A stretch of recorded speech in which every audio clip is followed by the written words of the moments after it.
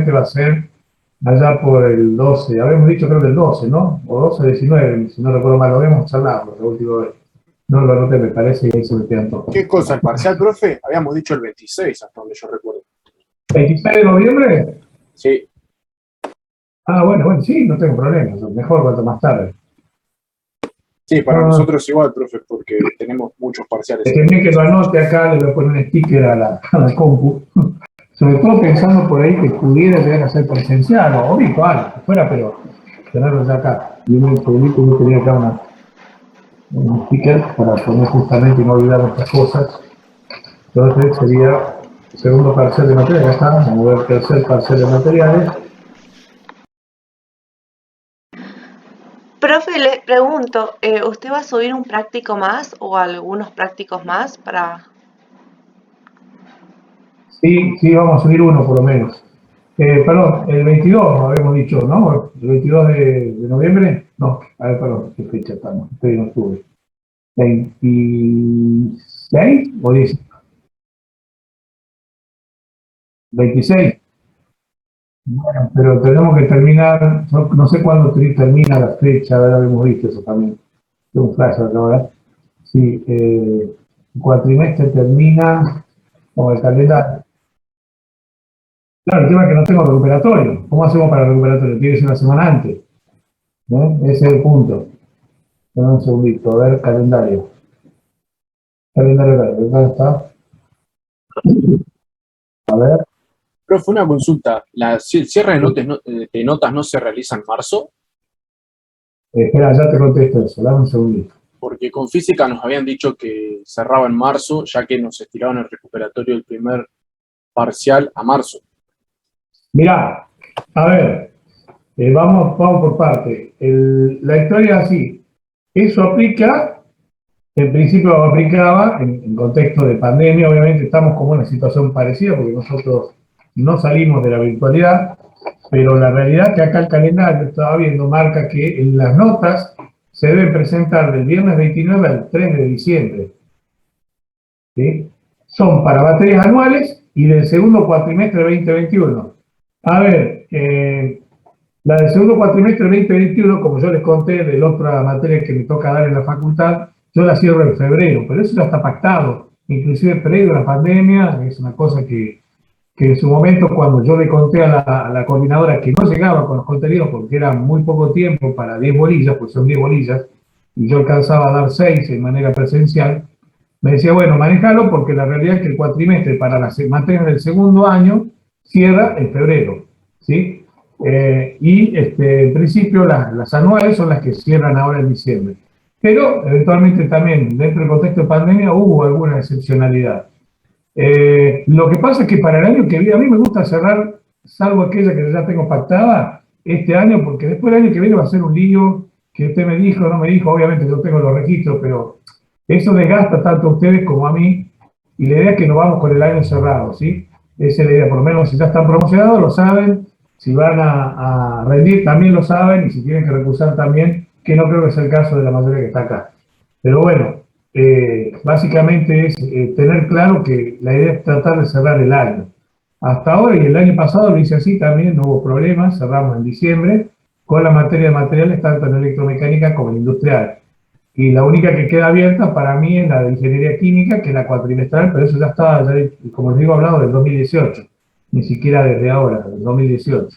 Así que en principio yo sostendría lo mismo. Porque me permite organizarme. Si yo tengo deudas para el año que viene, será que uno arranca también con examen y otras cosas más, se complica. Entonces a mí me gustaría particularmente cerrar el año ahora. Dado esto, lo que yo les decía que la entrega de notas es del 29 al 3, lo que estoy viendo en el calendario publicado por lo menos en la página de la Facu, que sería ideal poder hacerlo una semana antes, el 22 y el 29 recuperatorio. Creo que esa sería la manera, porque si no, después nos quedaría para el 3 de diciembre, no, para el 5 de diciembre ya se fue muy lejos, digamos. ¿Sí? Entonces, en principio sería el 22 el parcial, la devolución sería, no sé, el 25, 26 y el 29 el recuperatorio. Para poder yo cumplir con esto de entregar el 3 de diciembre, que es el lunes, no, el miércoles, hasta el miércoles tengo, eventualmente podría correrlo el recuperatorio, pero estamos ahí, no es mucho más de eso. Por otro lado, digamos, como les decía, ya viene en época de examen, también en ese momento es época de examen, y yo tengo todos los días prácticamente exámenes, no solo con ustedes, sino en otra institución. Frente a eso también, digamos, me gustaría dejarlo cerrado, ¿sí? Así que bueno, vamos a pactar así, vamos a hacerlo cerca de fin de mes, pero va a ser el 22 el parcial y el recuperatorio el 29, ¿sí? Para poderlo cerrar las notas, si no va a quedar ya muy Profe, lejos. perdone por insistir y le digo con todo respeto, ¿no? Igual Sí. no se podría hablar con la facultad o los directivos para correrla al 26, porque la mayoría para esa fecha igual estamos todos llenos de exámenes. Yo el día siguiente de esa fecha yo tengo un examen. Va, lo de Claro, industriales tenemos examen. entiendo. Y el 23,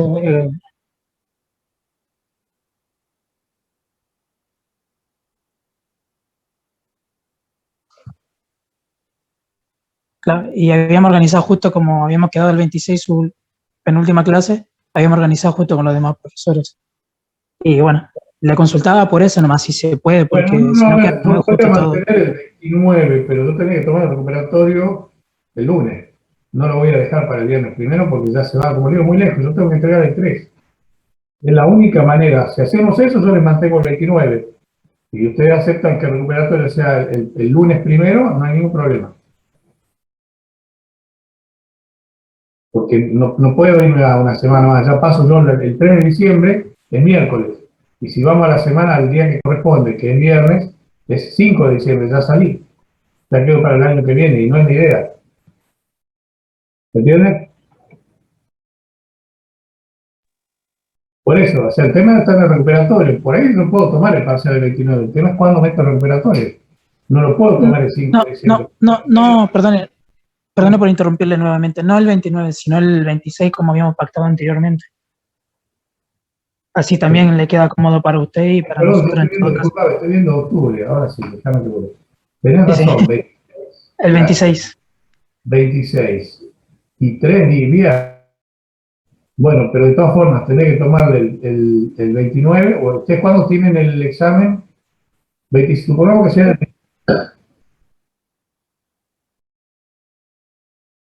Bueno, el 26 les puedo tomar el parcial en principio. Y el recuperatorio el problema sería que yo no lo podría tomar el viernes 23 cuando entrego las notas. Tendría que tomarlo antes, fuera del horario o del día, digamos, de la materia. No corresponde, pero también no me queda mucho margen. Sino cuándo lo corrijo y cuándo lo entrego. Fíjese que vamos a terminar a las 9 de la noche, no tengo margen, la gente administrativa se va a las 9 de la noche. El 3 no lo puedo tomar de diciembre. Entonces tenemos que pactar para el recuperatorio en fechas previas. ¿Sí? Porque si no, realmente es complicado.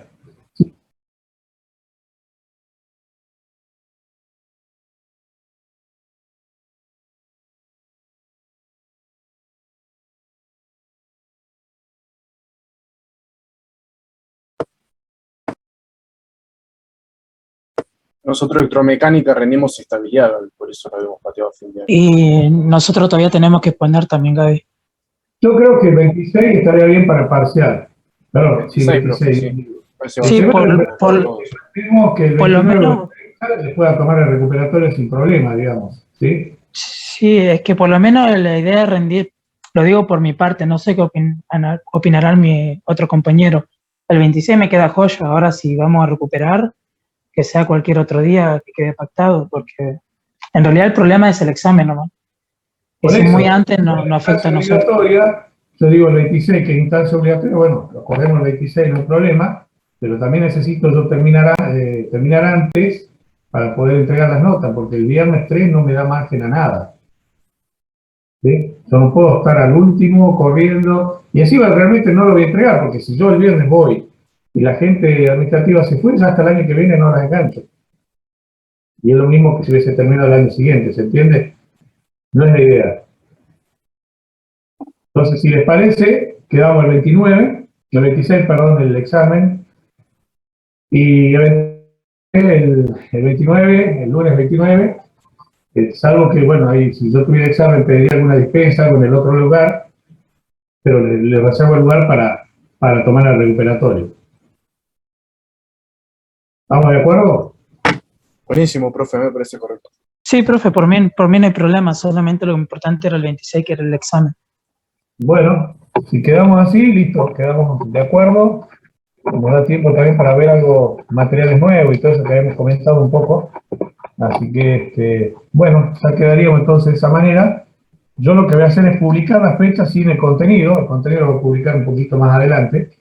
Y quiero ver hasta dónde llegamos, creo que vamos a ver toda la materia, no me queda la menor duda, pero también quiero ver si pasa algo de materiales nuevos, si lo vamos a tomar o no. El año pasado, el recuperatorio lo que pasa es que el año pasado fue un poco distinto porque no fue una instancia evaluativa, la evaluación fue el parcial.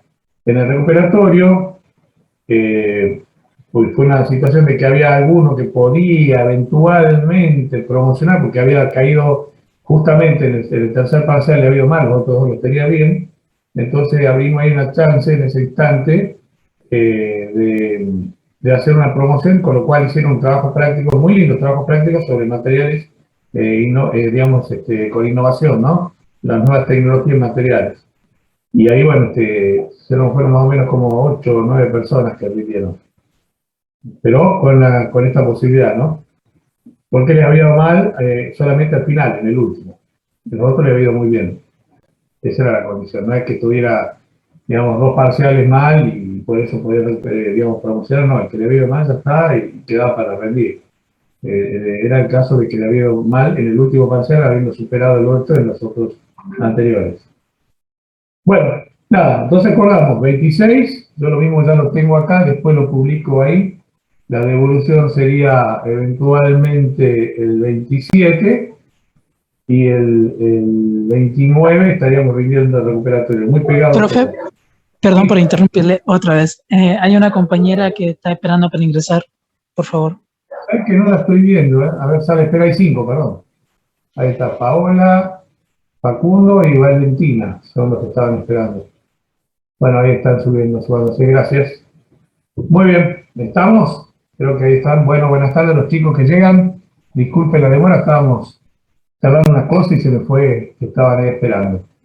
Bueno, nada, de nuevo buenas tardes, así que vamos a empezar a grabar la clase. Estuvimos hablando sobre la fecha del parcial, para los que recién llegan, acabamos de acordar el 26 de noviembre, que ya lo habíamos hablado en su momento, que es viernes, yo corregiría para el sábado o eventualmente, sí, el sábado tiene que estar corregido, y el lunes estaría rindiendo recuperatorio fuera del horario de la materia, fuera del día, pero dándome la posibilidad de entregar las notas este año. Si no, si rendimos el viernes 3, ya no tengo margen, ¿sí? Por eso acordamos que el 29 del 11 sería recuperatorio, ¿ok? Lo mismo ya lo voy a publicar, como decíamos recién, en la página del campus. Bueno, voy a empezar a grabar, me den un segundito, vamos en la nube. Recording in Bueno, progress. iniciamos formalmente la clase del día de hoy de materiales. Hoy es viernes 15 de octubre del 2021. En el día de hoy vamos a tocar el tema de materiales compuestos, la unidad 6, que está propuesta en el programa. Vamos a empezar con algunos videos y luego vamos a hablar ya con una presentación de lo que es materiales compuestos.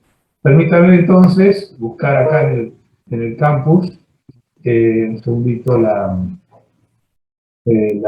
parte esta de lo que tenemos la presentación. Un segundito, voy cerrando todas las ventanas. Así me da más también para tener ancho de banda. Acá está la de la Facu. Listo. Entonces, vamos a empezar con un video sobre materiales compuestos. En un segundito, ¿no? Un segundito acá que estoy abriendo el enlace. Bueno, ahí se los voy a compartir. Pero también de la facultad, ya está. Bueno, ahí estaríamos. ¿Se ve, no? ¿Sí? Bueno, ahí vamos. Hola, bienvenidos y gracias por acompañarnos el día de hoy. Tecnológico Monterrey Campus Querétaro presenta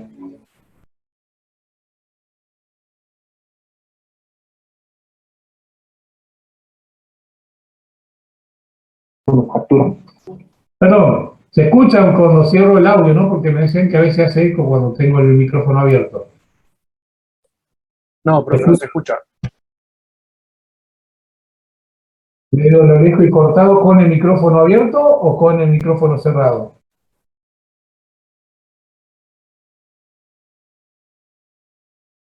Bueno, a ver, dame un segundito, a ver si aumento el volumen.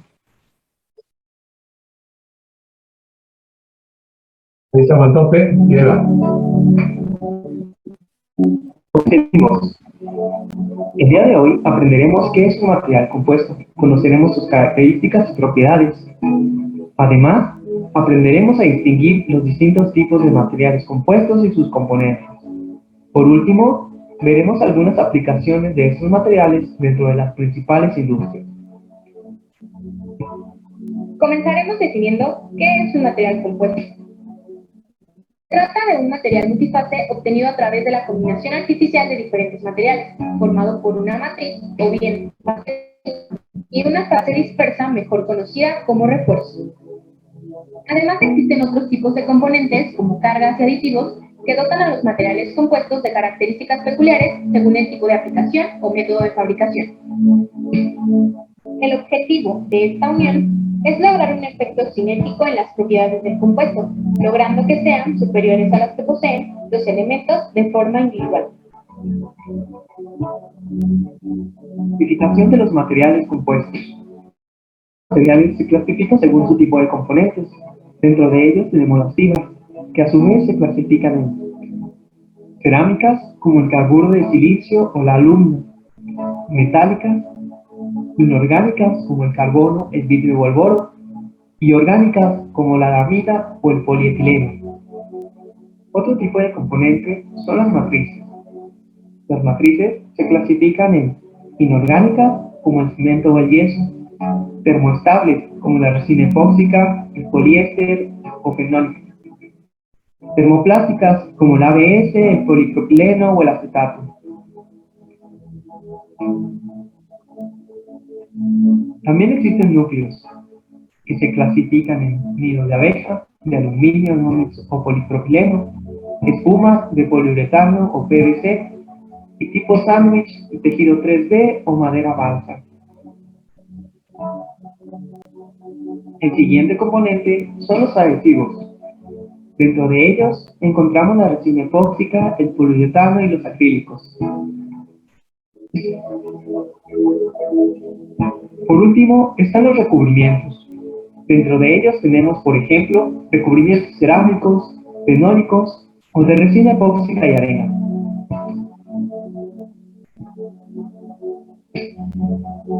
Las propiedades de estos materiales dependen de una serie de factores, como la orientación del refuerzo, la proporción de sus componentes, las propiedades particulares de cada material e incluso el método de producción del material compuesto. La matriz tiene un excelente comportamiento ante la deformación, mientras que el refuerzo reacciona de mejor manera ante el esfuerzo mecánico. Los materiales compuestos se encuentran en un punto intermedio gracias a la combinación de ambos materiales. En el caso de un material estructural ligero obtenido a partir de una matriz polimérica y un refuerzo de fibra de carbono, las fibras proveen resistencia y rigidez, mientras que el polímero sirve como aglutinante. Los compuestos de fibra de carbono y matriz polimérica tienen las siguientes propiedades. Alta resistencia, tan alta como un acero de esta denominación. Buena resistencia a la fatiga, estimulada por cargas cíclicas. Baja densidad, incluso menor que la del aluminio. Baja resistividad eléctrica. Alta rigidez, mayor a la del titanio. Buena resistencia a la termofluencia. Dureza y tolerancia al daño, determinado por la orientación de las fibras. Resistencia química, proporcionado por el tipo de matriz. Resistencia a la corrosión, una propiedad fundamental en los componentes estructurales. Estabilidad dimensional, altamente necesaria en aplicaciones industriales. Alta interferencia electromagnética. Y finalmente, alta conductividad térmica. Aplicaciones de los materiales compuestos. Aeronáutica. En la industria aeronáutica, la utilización de estos materiales se justifica gracias a la necesidad del ahorro de peso en las aeronaves. Por ejemplo, el Airbus 340 utiliza un total de 4.000 kilogramos de materiales compuestos, que representan el 13% del peso total del avión. Este material es uno de matriz epóxica y refuerzo de fibra de carbono.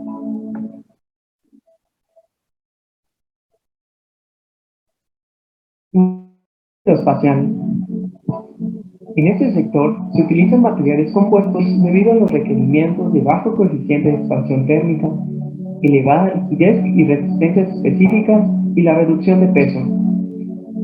Por ejemplo, la estructura secundaria exterior de la nave X-38 de la NASA, destinada al retorno de la tripulación de las estaciones espaciales a la Tierra, está fabricada mediante paneles de sándwich con núcleo de espuma fenólica y pieles de fibra de carbono cianotoestéreo impregnada.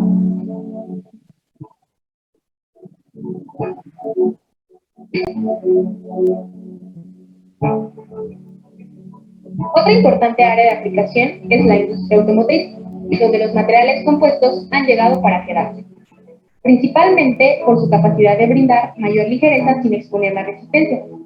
Un ejemplo de ello es el suelo de la quinta generación del Chevrolet Corvette, que está fabricado con una estructura tipo sándwich de fibra de vidrio con madera balsa. Los materiales compuestos se utilizan en la automoción por su capacidad de generar series largas a un bajo costo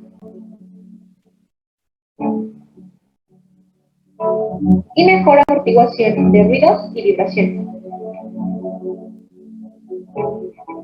Por otro lado, se encuentran las aplicaciones verdes referentes a la generación de energía, donde características como el peso, la rigidez, la resistencia mecánica y la resistencia a la corrosión son sumamente importantes y se resuelven a través del uso de materiales compuestos. Por ejemplo, las palas de los generadores eólicos de energía eléctrica están fabricadas con una mezcla de fibra de vidrio o carbono y matriz epóxica. En resumen, podemos decir que los materiales compuestos son capaces de competir y superar a los metales y cerámicos en numerosas aplicaciones de ingeniería, gracias a las propiedades que aporta cada uno de sus componentes. Esto ha sido todo de nuestra parte. Muy bien. La verdad que es bastante didáctico, muy sintético. Y nada, el tema de este video que, digamos, da un poquito una idea de cómo es la constitución del material compuesto. Tal cual dice ahí, los materiales compuestos son una suma de dos materiales que intentan aportar sus propiedades para dar un tercer material, generalmente con uniones de tipo física, aunque alguna puede ser con algo de unión química. La mayor parte son uniones físicas, porque puede ser un polímero con un material metálico, puede ser un cerámico con un material metálico, o un material metálico con polímero. Son combinaciones, donde el material predominante, digamos, es la matriz, el material, digamos, que va a ser mejorado, y el otro, digamos, es el refuerzo, el que va a permitir, digamos, cambiar la condición de operación del material de origen. Vamos a ver una presentación que está bastante interesante. Es una guía que me hizo la gente de Educar y del canal Encuentro. Me parece interesante, aunque no tiene por ahí tanta profundidad como en el libro, después lo vamos a mirar un poco más en el libro, pero sí tiene una vista panorámica de cómo es el tema de los materiales compuestos y justamente hacia dónde se orientan un poquito desde, digamos, desde la intención de mezclarlos para poder justamente producir una mejora en las propiedades mecánicas. Siempre la mejora es sobre las propiedades mecánicas, ¿sí? Bueno, ahí está la guía, esta la voy a poner en el campus, no sé si la están viendo ahora. Se ve, ¿no? Bueno, esta es la portada, material y materias primas. Tiene, digamos, una colección, este es el capítulo 10 de esa colección. Está dentro de todo bastante bien hecha. pero tiene algunas cosas como esto, por ejemplo el mapa conceptual. Fíjense, los materiales compuestos básicamente son, como decíamos, una combinación de dos materiales que quieren mejorar o cambiar las características, digamos, de la propiedad individual de cada uno de ellos. Un ejemplo, acá tenemos la industria en el transporte, siempre buscamos mejorar la cuestión de peso, porque cuando uno usa combustible o energía para movilizarse, tiene que tratar de disminuir la cantidad de peso muerto transportado, manteniendo las condiciones de confort, seguridad y rigidez que tiene una estructura metálica.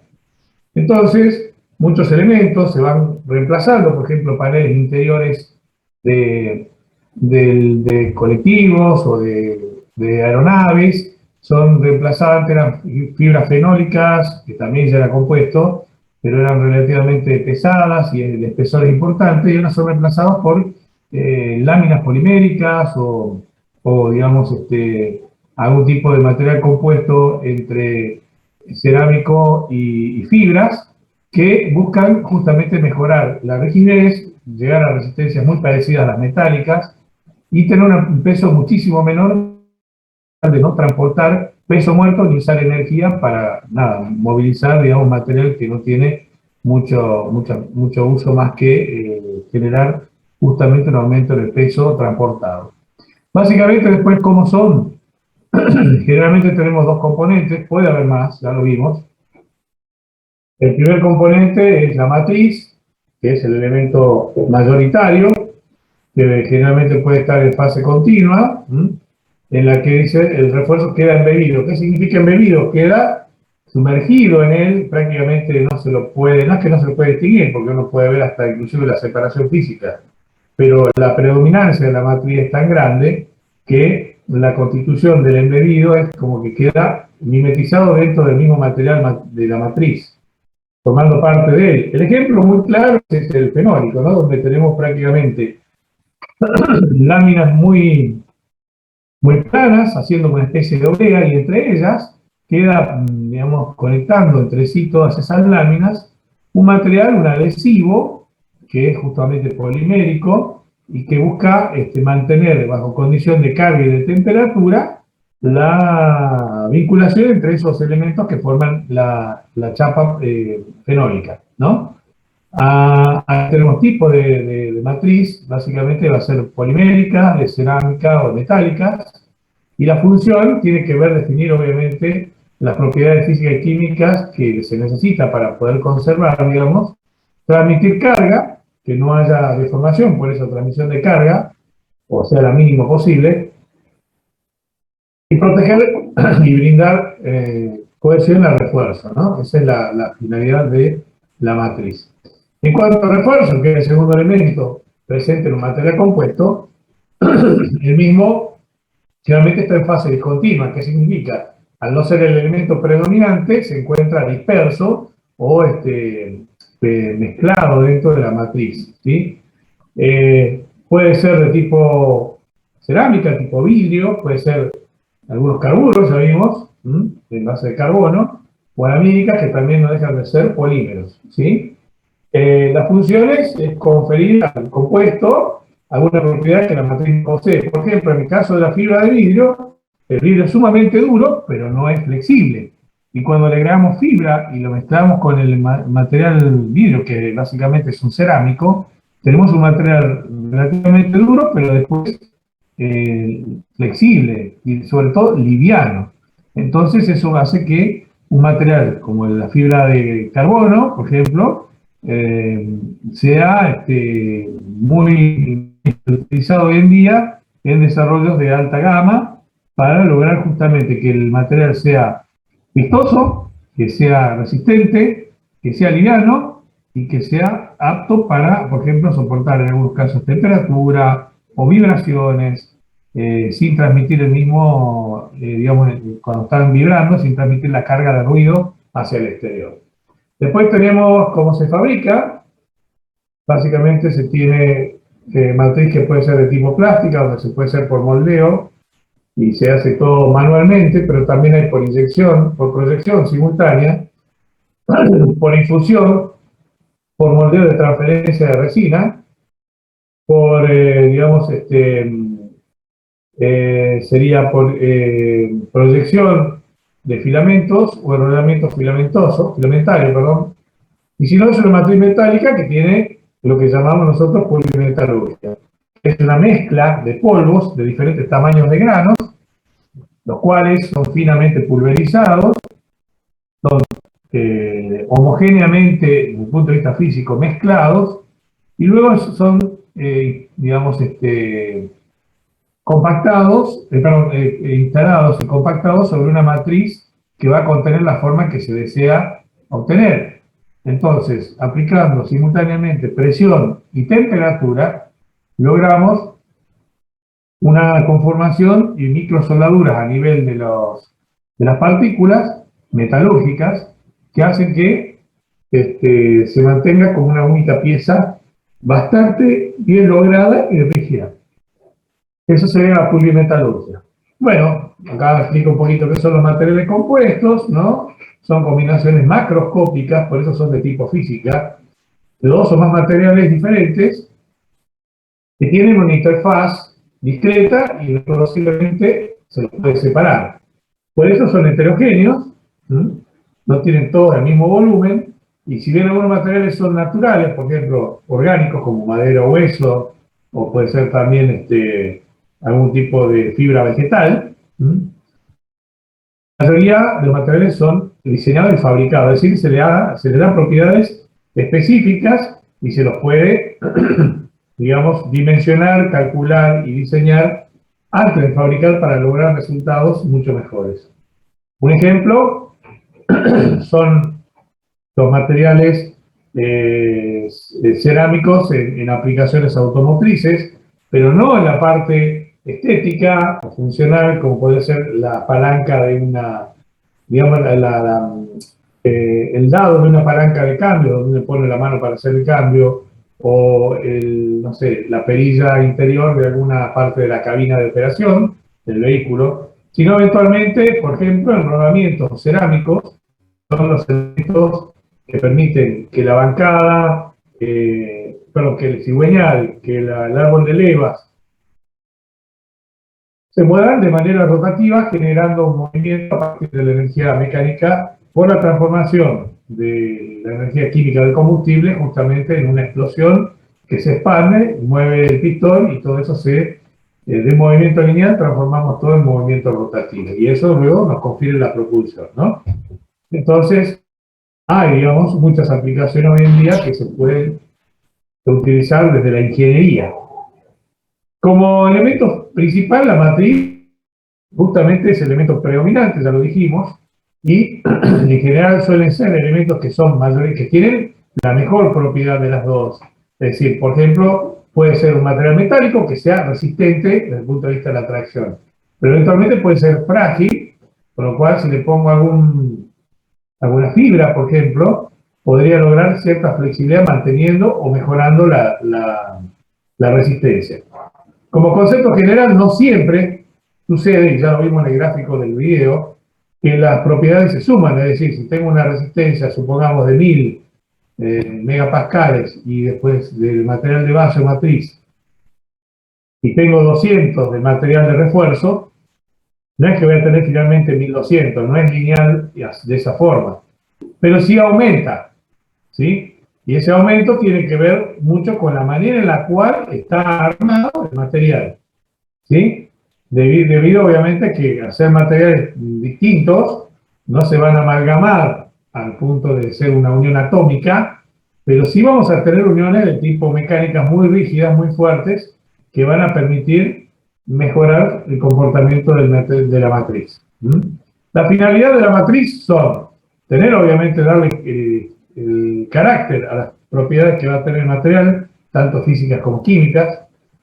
Va a ser el encargado de soportar mayoritariamente el esfuerzo, ¿sí? En realidad más que soportar el esfuerzo, es el que va a transmitir la carga al elemento que se instala ahí como refuerzo. Y además va a tratar de protegerlo a y va a tratar de darle obviamente la cohesión necesaria para disminuir, digamos, el riesgo de fractura, de rotura. Bueno, acá ven algunos ejemplos de cómo puede ser el comportamiento, digamos, de fibras frente a cargas continuas, de compresión o de tracción. Y bueno, básicamente las características de propiedad física y química son estas. Básicamente, un material, la matriz, tiene que soportar las fibras, tiene que transferir las cargas, ya lo dijimos, proteger de daños, evitar la propagación de grietas, y además es el que controla las propiedades de tipo eléctricas, térmicas, químicas, entre otras, ¿sí? Ópticas también, eventualmente, ¿sí? Pero bueno, es el que le da, digamos, la característica o el carácter. Las matrices pueden ser de tipo metálicas, y entre ellas va a ir aluminio, magnesio, cobre, níquel, y obviamente relaciones intermetálicas reforzadas con fibra y otros compuestos metálicos, ¿sí? Básicamente, la matriz metálica tiene, digamos, el mejor funcionamiento a temperaturas elevadas y logra, digamos, sostener todo el sistema como una sola pieza. Además, tiene la característica de que son los más pesados, es decir, de los dos elementos suelen ser el que tiene mayor peso específico, en general, ¿sí? Y además, que da, como decíamos, el tenor del comportamiento mecánico que va a tener todo el material. En cuanto al refuerzo, es una fase discontinua, dispersa, que se va a mezclar en toda la matriz y va a tratar de otorgarle alguna o algunas propiedades que no la tiene originalmente la matriz. ¿Sí? Lo que se busca es generalmente mejorar una, y como efecto, no digo colateral, pero como beneficio, se suelen también mejorar alguna más, pero también se debe cuidar que no se caigan otras. Es decir, para dar un ejemplo, yo puedo aumentar la resistencia a la tracción y mejorar la elasticidad, pero eventualmente le disminuyo la resiliencia, que es la capacidad de absorber carga. Por hacerlo más elástico, termina quebrándose y no logra acumular energía, que sería por ahí el ejemplo de que uno quiere lograr. Un ejemplo muy claro puede llegar a ser algunos tipos de materiales compuestos usados para fijaciones, ¿sí? Muchas veces ustedes conocen los famosos tacos Fisher. Los tacos Fisher son básicamente de tipo polimérico, pero algunos vienen reforzados con algún tipo de malla metálica externa o algún tipo de casquillo, lo que le permite es, por ejemplo, en ese caso, mantener cierta estabilidad de las dimensiones más allá del tipo de orificio que hagamos y el tipo de apriete que le demos, y sobre todo darle eventualmente, por ejemplo, resistencia a o mayor agarre en diferentes tipos de superficies que no sean de hormigón, donde haya, por ejemplo, posibilidad de desgranamiento, ¿no? Y entonces, de alguna forma, logra un mejor agarre si fuera todo plástico, ¿no? Bueno, acá están las propiedades mecánicas que se busca mejorar, que generalmente se logra definir de otra manera. Bueno, acá habla de la fibra de vidrio, básicamente, que acá habla un poquito el planteo de cómo es este material, dónde se aplica. Básicamente son fibras justamente de tipo, básicamente de tipo, puede ser de tipo textiles o puede ser de tipo plásticas, pero en torno a ellas se le va adosando el vidrio como un elemento que va a mejorar aún más el contacto entre las fibras ya embebidas con este material de vidrio y va a lograr una mejor resistencia porque el vidrio es mucho más rígido que un plástico, ¿sí? Entonces, de esta manera tiene una gran resistencia, por ejemplo, a la tracción mucho mejor que la del plástico solo. Y también tiene la flexibilidad, obviamente, del plástico que el vidrio no lo tiene. Se aplica generalmente en carrocerías, en recipientes y obviamente en industria de transporte. ¿Alguno de ustedes conoce, alguna vez les tocó trabajar con fibra de vidrio? Sí, profe, si no te cuidas te pica hasta pasado mañana. Para A revestir ver. la casa. Bueno, muy bien, uno el aislamiento de casa. Aparte de ese, ¿algún trabajo en algún chapista o algún otro tipo de trabajo que les haya tocado? Sí, hacer alguna pieza en particular. No reparaciones, pero sí hacer alguna pieza. Bien, buenísimo. Sí, hay que protegerse las vías aéreas porque El polvillo que genera es justamente vidrio molido, más obviamente fibras de plástico, y eso en el interior de nuestro sistema respiratorio no es muy beneficioso, ¿no? Por eso hay que tratar de preservarse de tener eso suelto, ¿no?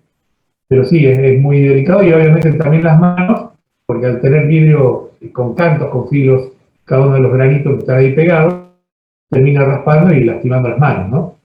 Además es volátil. Sí, es liviano, justamente porque como no tiene gran cantidad de vidrio y tiene mayoritariamente plástico, el plástico es liviano, y o pues, si es, puede ser fibra plástica o fibra textil. Si es fibra textil también es mucho más liviano y se vuela con cualquier cosa, ¿no? Bien, la fibra de carbono, bastante deseada, bastante utilizada hoy en día. ¿Alguien conoce algún producto con fibra de carbono? ¿Puede ser lo que traen los filtros de agua, profe? No, eso es carbono activado. Ah, bueno. Más que una utilidad en los autos, profe, yo no conozco. O sea, sé que se fabrican piezas y demás, pero no he visto algo en particular así como una aplicación Ajá. particular. ¿Alguien tiene alguna bicicleta con fibra de carbono? Son carísimos, ¿no? ¿No? Las de competición son de fibra de carbono. Y los cascos, por ejemplo, de los motociclistas, suelen tener fibra de carbono, son muy resistentes a los golpes. ¿Mm? ¿Qué otra aplicación? Hay muchas llantas hoy en día en competición que se hacen de fibra de carbono, ya no se hacen, digamos, de metal. De fibra de carbono porque tiene mucha mejor relación de peso-potencia y de resistencia y logran la misma performance desde el punto de vista del soporte de cargas mecánicas que un acero. A ver, otras más. Fibra de carbono, tenemos los fuselajes de avión a veces. Muchas veces tiene fibra de vidrio internamente y fibra de carbono afuera. Además, obviamente, de láminas de aluminio, ¿no? Que también la tienen, pero en algunos casos se está empezando a reemplazar algunas partes por fibra de carbono. El tema es que es un material muy costoso, ¿no? Ahora vamos a entender por qué. Fíjense que la estructura que tiene es básicamente basada en el grafito, o sea, en el carbono, pero en la forma que tiene es como de un panal de abeja. Acá está la estructura hexagonal de átomos de carbono en el grafito. Se arma como un nido de abeja. En la naturaleza es bastante rígida el hexágono, no es la más rígida, pero es bastante rígida. La más rígida desde el punto de vista geométrico son los triángulos. Ni siquiera el círculo, los triángulos son los que mejor soportan la carga en la naturaleza, ¿sí? Pero sí, básicamente, cuando se hace de esta manera un conglomerado de hexágonos, como un panal, se logra transmitir la carga de manera pareja, cosa que en otro caso, en otro tipo de estructura, no es así. Y eso es una de las ventajas. Ven acá dice, cuando hay una tensión de tracción, las hojas traban una contra otras, proveniendo su corrimiento entre capas e incrementando su resistencia. ¿Sí? Bueno, ¿dónde se usaba antiguamente? En las fibras en los filamentos de las lámparas incandescentes. Ahí había fibra de carbono. ¿Sí? Justamente porque lograban ponerse rojo vivo y soportaban muy altas temperaturas, cosa que el metal no lo hacía, desprendiendo luminiscencia, ¿no? Se le ponía otra cosa, como wolframio o germanio, más la fibra de carbono. Bueno, fíjense que los elementos de la fibra de carbono son de diámetros muy chicos, que van entre 5 y 8 milímetros, y básicamente es un trenzado de 5.000 a 12.000 filamentos. Es decir, yo puedo tener una fibra de 5 a 8 milímetros, pero internamente tengo, en forma de helicoide, a 5.000 filamentos apretados uno contra otro, hasta 12.000, como dice él, ¿sí? Bueno, son de alta rigidez y básicamente tienen poca resistencia al rozamiento y el impacto de baja energía. Y se usa mucho en la industria aeronáutica. Básicamente ahí es donde mayor aplicación tiene justamente para lograr mejoras, ¿no? También en la industria naviera en algunos casos, porque por ejemplo pueden soportar algún tipo de cargas y también sin ser agredidas por la corrosión marina, ¿sí? Muchas veces las piezas metálicas, los cascos de barcos o los elementos que hay en el interior de un barco, sea carguero o de pasajeros, no importa, se suele degradar por la presencia de la sal del mar. Bueno, en donde se puede reemplazar por fibra, se lo va haciendo. Las lanchas, por ejemplo, muchas lanchas están hechas enteramente de fibra de vidrio y fibra de carbono, ¿sí? justamente la fibra de carbono va afuera, digamos, dándole resistencia al viento y todo lo demás, en la parte superior del casco, abajo es metálico, y la parte interior para confort va todo fibra de vidrio. Luego tenemos las fibras orgánicas, ¿sí? Que son filamentos derivados del petróleo. En este caso son orgánicas no porque vengan de las plantas, sino la aramida, perdón, es una cadena polimérica larga, natural, producto o derivado del hidrocarburo, digamos, ¿sí? ¿De dónde sale? ¿De dónde conocemos esto? Todos conocemos esta marca, es una marca en realidad, tiene este nombre o producto, es una marca, el Kevlar, ¿sí? Básicamente es un desarrollo de DuPont, otra empresa que hace a nivel mundial, y descubrió este material y lo patentó, y obviamente ese nombre ya es un nombre de material, ¿no? Si bien es una marca, es el nombre de material. Básicamente el Kevlar, ¿alguien conoce el Kevlar? A ver, ¿en qué aplicaciones lo vieron? Si alguien lo conoce. Yo lo he visto en casco de competición y también en los chalecos antibalas. Muy bien. ¿Alguna otra aplicación? Puede ser que sea utilizado en cable de fibra también, puede ser. Ambos tienen razón, en guantes de cocina, puede ser, pero también en guantes para trabajos industriales, por ejemplo, siderúrgicos, con el acero, o con soldaduras, o con manejo de contenedores con líquido o con temperatura, ¿no? Y el caso, ¿cuál era el otro? Me había puesto de ejemplo, el de... Los cables de fibra óptica también bien. En el relleno, puede ser. Kevlar puede ser, sí puede ser, no lo conozco muy bien. Sé que son fibras de vidrio, básicamente la parte interna para la comunicación. Eso es muy interesante, la fibra de vidrio, realmente ha revolucionado. Yo me acuerdo cuando estaba en la Facu, me tocaba de turma nomás que iba a hacer algunos cursos que daban en la Facu, aparte digamos, de lo que es la cátedra. Los sábados daban un curso de láser, ¿no? Para ver qué era el láser, cómo estaba armado. Todo interesante, realmente muy bueno. Y ahí hablaban de la fibra de vidrio, estamos hablando del año 94, que todavía no había mucho desarrollo acá, ya se usaba hacía unos 15 o 20 años a nivel mundial, pero acá recién estaba empezando a llegar.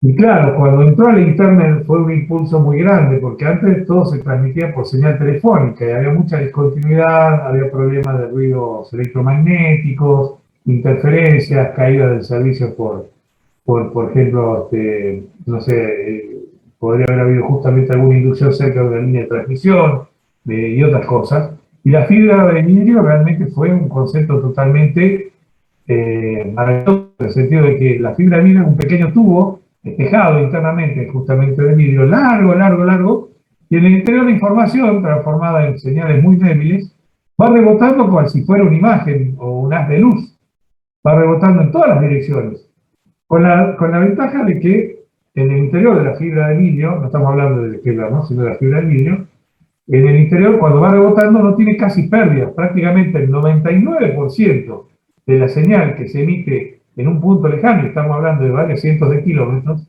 llega al otro lado sin pérdida, cosa que en un sistema metálico, generalmente por temperatura, por inducción, por lo que fuera, no suele ser el rendimiento tal.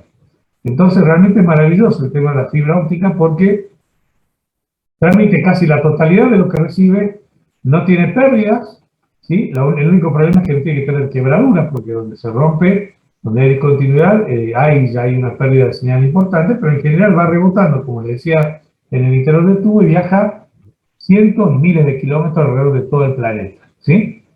Eso es muy interesante. Bueno, volvamos al Kevlar, pero es verdad, si las aplicaciones son esas que comentaron, en la industria militar el Kevlar, como bien comentó uno de ustedes al comienzo, se usa en chalecos, pero también en la ropa militar, no solamente por una cuestión de protección frente al riesgo de ser baleado, sino con el tema, vieron ustedes que las tropas militares viajan mucho tiempo y no tienen un lugar de residencia fijo, ¿no? Son como que van mudando en campamentos y están sometidos a condiciones climáticas, que no lo estamos nosotros en casa cuando estamos cómodamente instalados.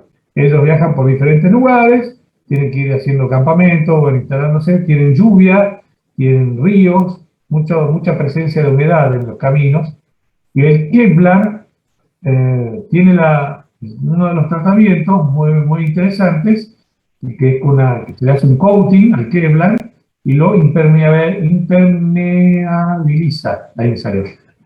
Le quita la posibilidad de hacer pasar el agua, cosas que algunos que han salido a caminar de campo solamente por deporte y no por obligación, porque es su trabajo, sabe que es incómodo andar con el cuerpo mojado, con viento, sol. Entonces, para un militar es crítico, porque que se te resfríe el soldado a mitad de camino no te sirve para el combate, ¿no? Entonces, justamente el Kevlar, o la aramida, perdón, como fibra es un elemento muy interesante, porque acepta esta propiedad bajo un tratamiento especial de coating que hace que no pase la humedad. Y es fantástico. Toda la ropa militar no permite el paso de la humedad, ¿no? Estamos hablando de buena ropa militar, ¿no? Además de la protección eventualmente en caso de ataque para lo que es chalecos, ¿no? Bien, bueno, acá está hablando de otros productos que tienen más o menos la misma composición, y acá está el tema de quién lo introdujo. Y hay otros nombres comerciales, aparte de Kevlar, tienen Tuarón y Tsunora, entre otros. La aramida tiene problemas que a los 480 se degrada el nitrógeno y los 380 en el aire. Y acá tenemos algunos de las aplicaciones. Después están las fibras naturales. Yo conozco uno muy interesante, una mezcla muy interesante de fibras, ¿no? A mí me tocó trabajar en el Ingenio Ledesma y ellos mezclan la fibra bueno, en general se mezclaba la fibra del pino, que es fibra larga, con la fibra corta, que es la fibra de la caña de azúcar. Se muelen ambas y después se hace una pasta, que es la hoja de impresión que tenemos en nuestra casa. Si ustedes ven y toman una hoja después y la miran con detalle, van a ver que tiene como una pelucita, chiquitita, cortita, finita, y después obviamente cuando uno trata de tirar hay algo que lo mantiene rígido y no lo puede cortar, cuando lo tracciona no se corta. Estas son las fibras largas. Las fibras largas le dan la rigidez mecánica y la fibra corta le da la textura y la posibilidad de que escribamos, digamos, con algo relativamente suave, en una superficie suave. En un momento me tocó participar en una experiencia que no sé, creo que no la llevaron adelante, pero habían traído un cultivo de la India, se llama Kena, es una caña como tipo bambú, pero una hoja como una mano. El Kena lo que buscaba era reemplazar en una planta, como decía, tipo caña, pero de fibra larga, buscaba reemplazar el pino para no ser talado de árboles.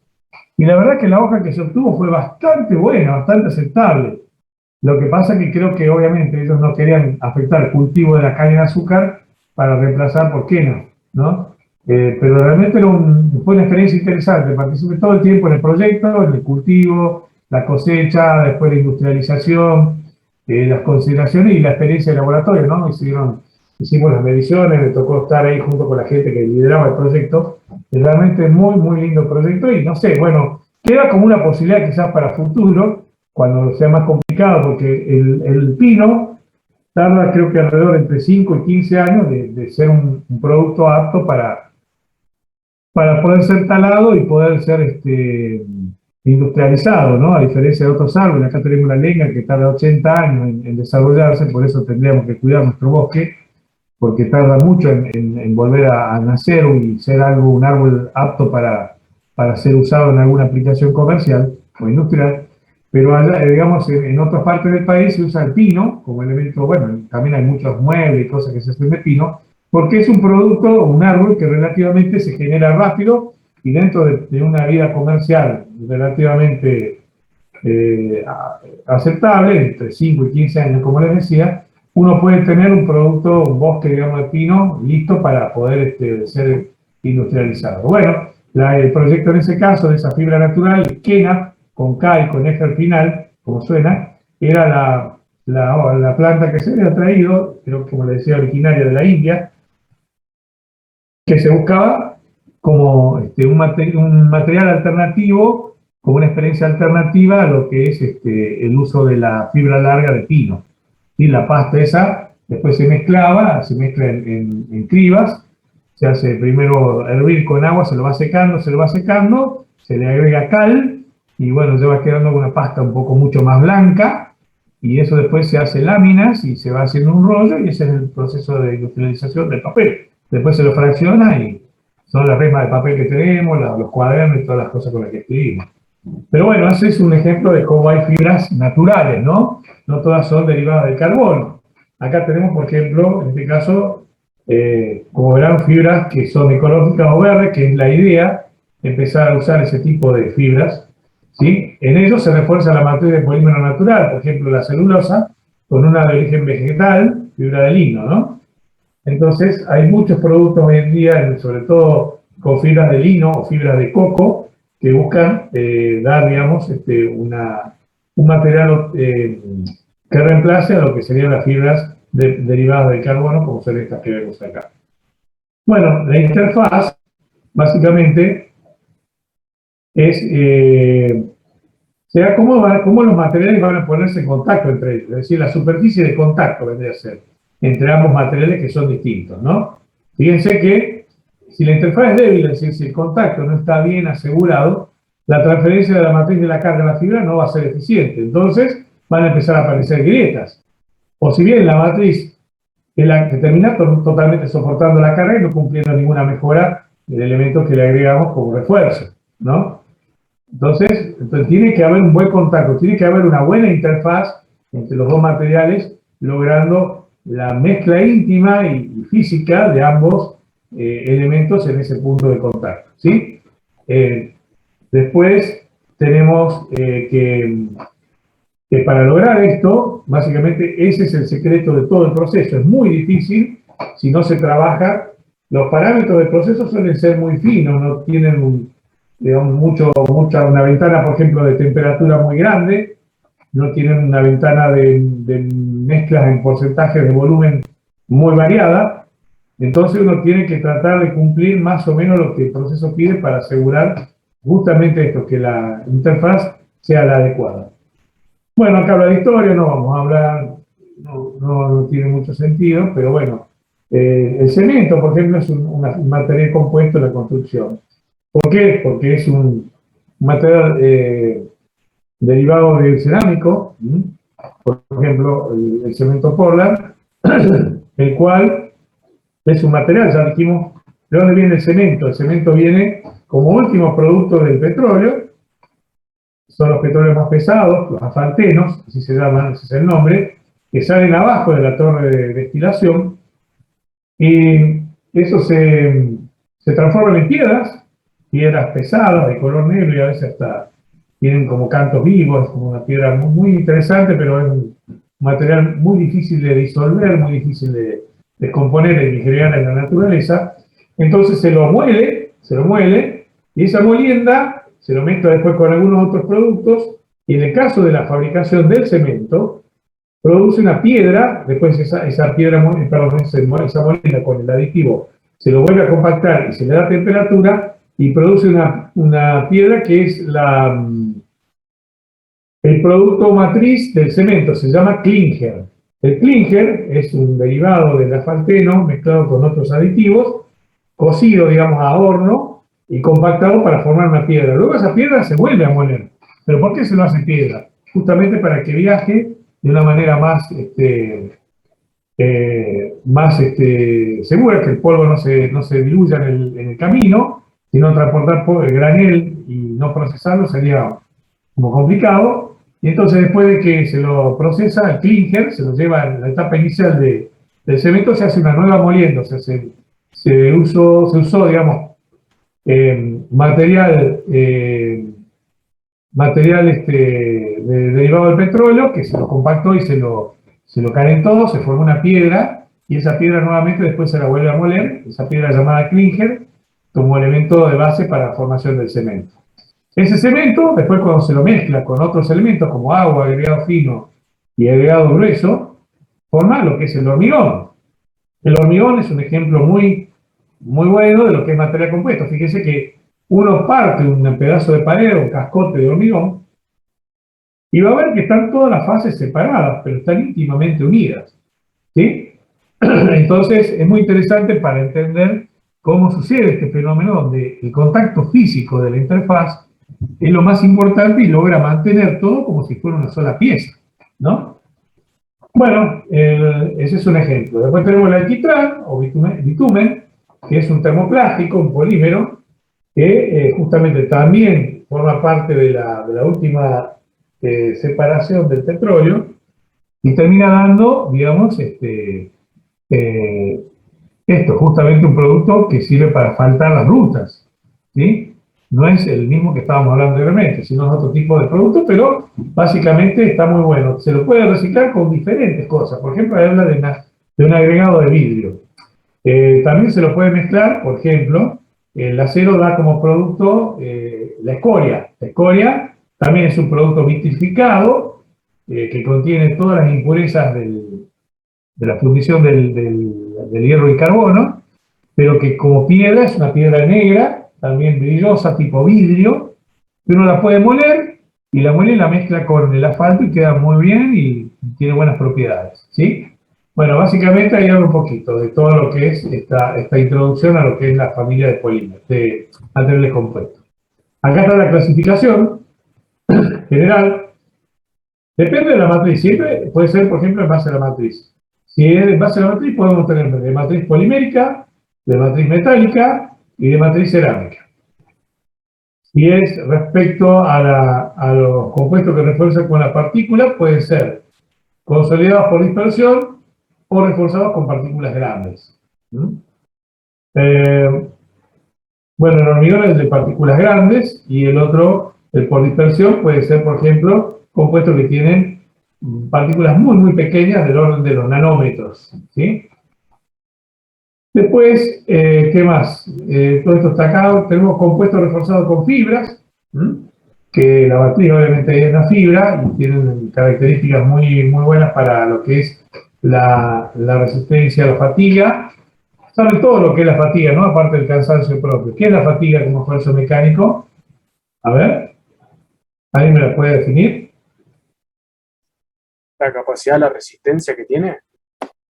No, la fatiga es una carga externa. La resistencia a la fatiga es la capacidad de soportar esa carga externa. ¿Qué tipo de carga es la fatiga? Sé que por ahí no lo vieron, pero por ahí alguno la conoce. ¿No?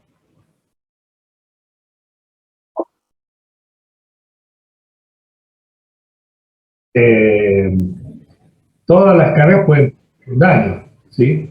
No sería una definición. A ver, para que se aproximen a una idea y me traten de demostrar algo ustedes. ¿Alguna vez a ustedes les tocó cortar un alambre flexionando en ambos sentidos el mismo? ¿Sí? Sí. ¿Sí? Pero que uno hace para un lado y para el otro, flexionando el alambre, y se termina cortando. ¿Por qué fenómeno se rompe?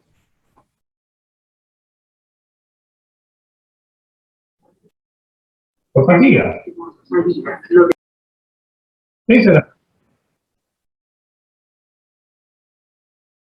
no, esa es la resistencia a la fatiga. La fatiga como fenómeno es la situación de repetición de carga dinámica en sentidos opuestos, ¿sí?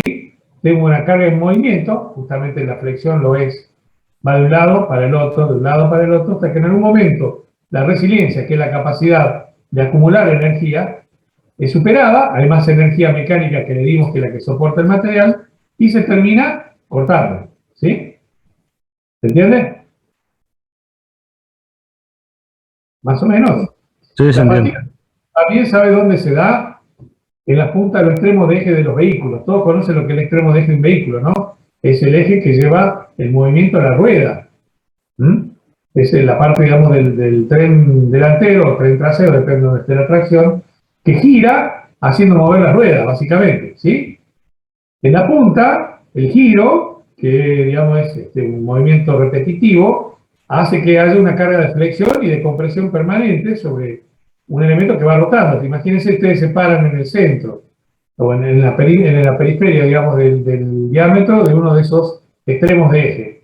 Van girando, obviamente, en torno a ese eje y lo que sucede es que termina en la parte superior siendo comprimido y en la parte inferior siendo traccionado. Entonces, es el mismo efecto que ustedes tienen con el alambre cuando lo cortan, ¿sí?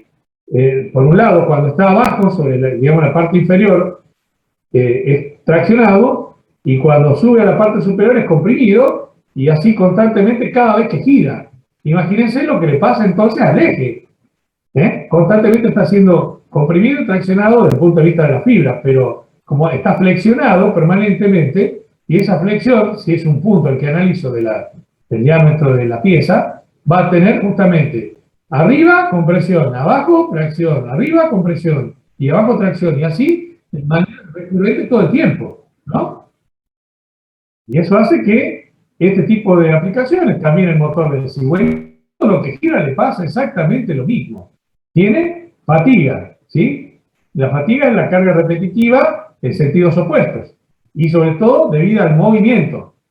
No es una carga, digamos, que pongo un rato una pieza de un lado, la doy vuelta y de nuevo le vuelvo a poner el mismo peso. No, eso no. Es cuando hay movimiento de algo. En el caso del ejemplo que le dimos inicialmente, del alambre que ustedes cortan con la mano, tienen el movimiento de flexión permanente en un sentido y en otro, dado ¿por qué? Por la mano de ustedes. Bueno, eso mismo aplicado a un elemento que gira, le sucede exactamente eso. Tiene fatiga, está sometido a fatiga. Y lo que tiene que hacer el material es resistir a la fatiga. ¿Se entiende? ¿Se comprende el concepto? Sí, profe. Bien, piénselo porque le pasa a todas las piezas eso. Están comprimidas, están al corte, están flexionadas, están a la fatiga, tienen carga de todo tipo y la tienen que hacer sin romperse. Piensen en algo tan humilde como un tornillo. Un tornillo está sometido a cargas cuando está colgado, por ejemplo, colgando un cuadro, algo tan tonto, y ¿qué queremos? Que no se nos caiga el cuadro. Pero el cuadro lo está flexionando el tornillo por un lado, tratando de que arriba, obviamente, está traccionada la fibra y abajo están, no al revés. Así está, digo bien. Arriba en este caso están comprimidas y abajo están traccionadas, ¿no? Y eso va a hacer que quiera cortarse la sección porque tiene un peso. Obviamente el tornillo tiene que aguantar. Una cosa es que cuelgue un cuadro y otra cosa es que cuelgue un aparejo, ¿no? Y en ambos casos, el elemento de fijación tiene que aguantar la carga. Por eso, digamos, cuando uno hace un dimensionamiento para, por ejemplo, para decir algo muy torpe, y del petróleo, a lo mejor alguno trabajó o escuchó, en el petróleo hay una tarea que se hace, que se encomienda inclusive a gente como ustedes que se están preparando, que es el cálculo de andamios. El andamio tiene que soportar no solo el peso de la persona y la carga, sino las cargas dinámicas como viento, como viento básicamente, y como nieve, eventualmente como peso extra, ¿no? Entonces eso se calcula el tipo de pernos que va a ir o de tornillos, y dice también cómo se lo debe anclar para que no tenga movimiento en caso de, obviamente, hasta viento de 40 km por hora, por ejemplo, ¿no? Más allá de eso, tienen que bajarse, pero aún así tienen que soportar sin caerse del andamio. Entonces, ahí, por ejemplo, se calcula a este tipo de cargas, a cargas, digamos, de primera estática, por el peso y cómo va a ser fijado a ciertos puntos, y después las dinámicas, el viento, la nieve, que son cosas que se van moviendo y van variando y tienen que soportar lo mismo sin romperse. ¿Se entiende? Un escenario, a veces ustedes vieron que muchas veces los escenarios tienen problemas, es porque, bueno, más allá de que están calculados, se debe calcular, tiene que haber alguien que lo haya calculado, deben ser correctamente montados y mantenidos de cierta manera. Bueno, nada, esto era para explicar lo que era la fatiga. Pero los materiales que refuerzan con fibra justamente tienen más elasticidad y ese constante flexión y que representa compresión y tracción no le produce una posibilidad, digamos, de rotura, distinto a si fuera un material metálico, ¿no? Bueno, acá explica por qué son los materiales compuestos. Bueno, creo que esto acá ya mucho no sé si aporta. Acá hay un poquito de cómo se incrementa, por ejemplo, en este cuadro está interesante, la longitud de las fibras recortadas del vidrio en una materia epóxica. Fíjense que cuanto más larga sean las fibras de vidrio en pulgadas, mayor es la tensión a la tracción que puede soportar, ¿no? La resistencia a la tracción. En cuanto al volumen de fibras, básicamente tiene que ver también su mayor presencia con mayor aumento o mejora de la propiedad. Y algo que es crítico, dependiendo del tipo de carga o de material, es la orientación de las fibras. A ver, en principio, si las fibras tienen una orientación preferencial y no no soportan la carga de igual manera, hay que tener mucho cuidado cuando se usa digamos, el material compuesto y sobre todo la pieza hecha de material compuesto en algún tipo de aplicaciones. Les voy a dar algún ejemplo, a ver, puede ser el caso de, a ver, estoy pensando en uno, ¿no? La fibra de carbono cuando se hacen los cuadros de bicicleta, profe, no sé si vio cómo se hacen. Sí. O necesita un estructurado previo, digamos, y orientan de cierta forma las fibras para que tenga rigidez en las distintas partes del cuadro. Correcto.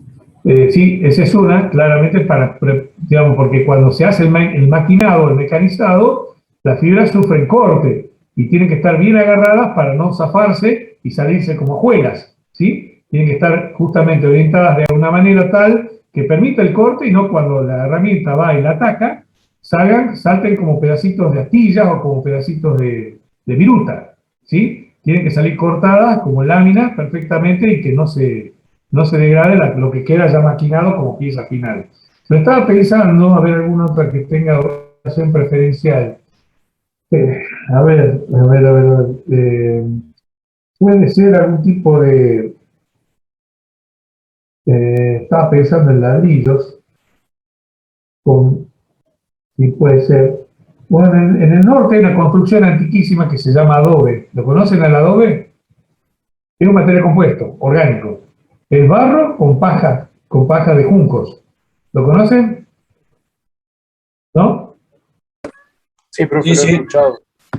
Bueno, eso se debe montar siempre horizontal. Vertical no tiene rigidez, justamente porque las fibras se entraman en el plano, o sea, con el ladrillo acostado y no parado, y ahí obviamente las fibras no tienen una presencia muy importante, con lo cual si uno lo pone parado se terminan rompiendo. Por eso generalmente ustedes van a ver que las casas de adobe tienen los ladrillos como acostados, ¿sí? Porque es la manera en que resiste mejor la carga de la compresión. Si lo ponemos parado se terminan colapsando. ¿Se entiende? Ahí tenemos un ejemplo de orientación preferencial y es un material compuesto orgánico. Me estaba acordando de eso.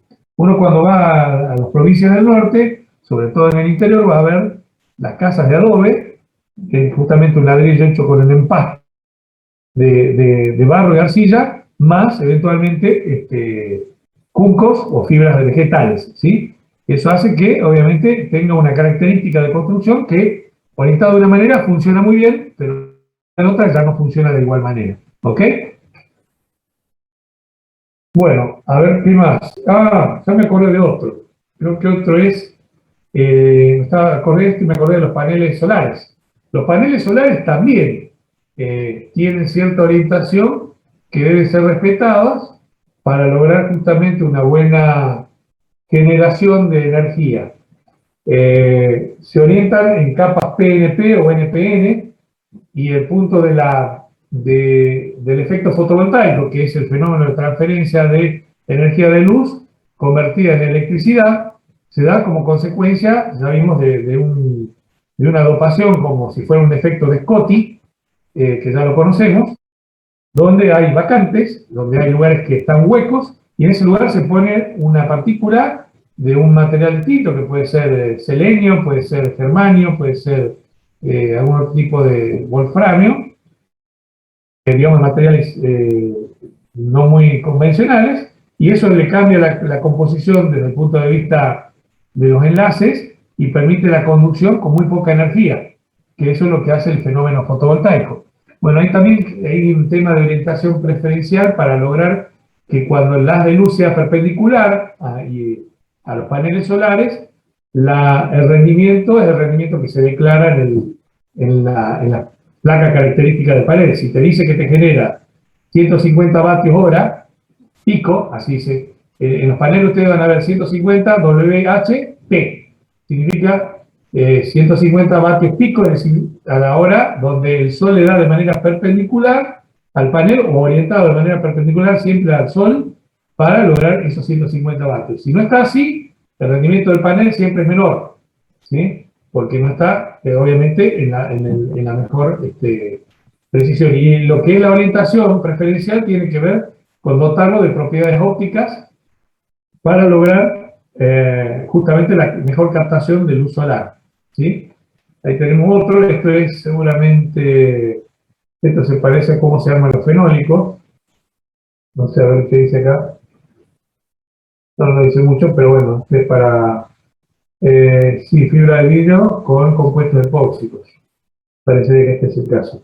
Son tejidos tridimensionales para lograr mejorar. Fíjense que en el caso de la primera figura es unidireccional y tiene un determinado comportamiento, pero para cuando uno va cruzando, por ejemplo, se pone una horizontal, otra 90 grados, otra 45, otra 45 en el sentido opuesto, y haces espejo de eso, logra un comportamiento mucho mejor, casi isotrópico. La isotropía es la propiedad por la cual los materiales tienen las mismas características mecánicas en todas las direcciones. Y la anisotropía es la característica opuesta, no tienen las mismas propiedades en todas las direcciones. ¿Sí? Mecánica, ¿no? Resistencia a la tracción, deformación y otras cosas. Bueno, acá están las propiedades específicas que pueden determinar un material compuesto.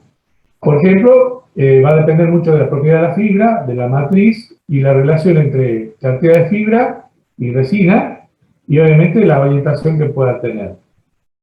También la resistencia a la corrosión se puede mejorar con el uso de materiales compuestos. Ya dijimos que algunos pueden resistir mucho mejor la condición del servicio, además de eventualmente proteger la matriz en el caso que sea necesario. Acá está un poquito cómo se fabrica. Bueno, de matriz plástica se puede hacer por moldeo, por colocación manual o spray layup o moldeo por producción simultánea. En realidad de esto, más se lo dejo acá en el apunte, vamos a ver, creo que tengo un video. Déjame ver, voy a dejar de compartir un ratito, creo que tengo un video, o hay un video para que lo veamos y lo subo después, que tiene que ver con la fabricación. Acá de fibra de carbono, a ver si me ven. No, estas son aplicaciones lo que tengo, pero bueno, veamos, porque realmente está interesante. Vamos a ver el video sobre la fibra de carbono, después uno de un ensayo para simular las cargas sobre álabes de turbinas de avión, cuando chocan, por ejemplo, con un pájaro, y después una de aluminio. Vamos a ver algunos videitos que están interesantes. Un segundito. Bueno, esta es una presentación. Fibra de carbono. No, esta es una presentación, esto después se la voy a subir igual para que vean cómo es el Kevlar. Veamos el ensayo, a ver si está el ensayo acá sobre la simulación. Sí, esta es la simulación para justamente los álabes de las turbinas de avión, que son, hoy en día son materiales con matriz cerámica y revestidos, revestidos, bien digo, con metal, ¿sí? Pero básicamente son material compuesto hoy en día, ya no es metálico. Hay obviamente todavía están los metálicos, pero los que son compuestos son más livianos y son igual o más resistentes a tanto las cargas mecánicas actuales como el empuje, como la temperatura que pueda haber por combustión en una turbina, como cargas de tipo, digamos, eventuales, que puede ser el golpe de un ave contra el ave. Denme un segundito, ahora les comparto. Acá está. Se ve en el video, ¿no? Bueno, fíjense que este es Fan Blade Out and Burst Strike Simulation on Jet Engines. O sea, sería simulación del corte de un ventilador, perdón, sí, el corte de un ventilador y el choque contra un ave en motores a turbinas. Ahí vamos.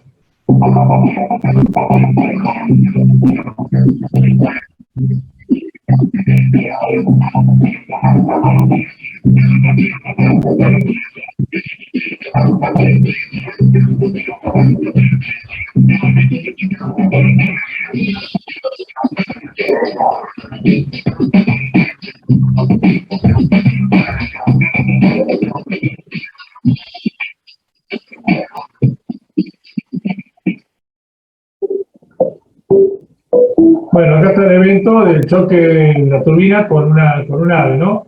Se hace un estudio simulado, no es que se hace un ensayo, sino un simulador en el sentido de que se hace todo en la computadora. My name is Casey Hiriari, and I'm a Senior Manager of Finite Element Development at MSC Software Corporation. Today, we will be presenting a unique industry standard solution from MSC Software for efficiently performing accurate fan blade out and bird stroke simulations on jet engines. Bird stroke and fan blade out are very complex analysis.